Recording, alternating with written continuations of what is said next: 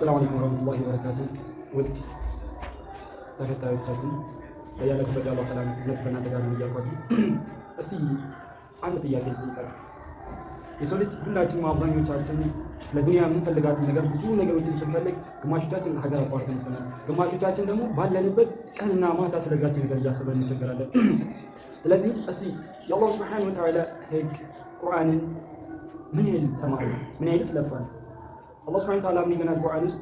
ዛሬ ዱንያ ላይ ያሉት ከቁርአን አሊያም ደግሞ ከግዛዜ ዞር ያሉትን የውመል ቂያማ የሰው ልጅ ይጠይቋል። አላህ ሱብሓነሁ ወተዓላ ቃል ያ አላህ ቢማ ሸርተኒ አዕማ፣ ለምን እውር አድርገህ ፈጠርከኝ ብሎ ይጠይቋል። ወቀድ ኩንቱ በሲራ፣ እኔ መጀመሪያ ላይ እማኝ ሆኜ ሳለሁኝ ብሎ ይጠይቋል። ስለዚህ የሰው ልጅ ዛሬ አላህ ሱብሓነሁ ወተዓላ ይላል ቃል ምን ይላል አላህ ሱብሓነሁ ወተዓላ?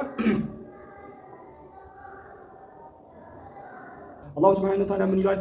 ቃለ አሰይተ ወከዛሊከ አልየውመ ቱንሳ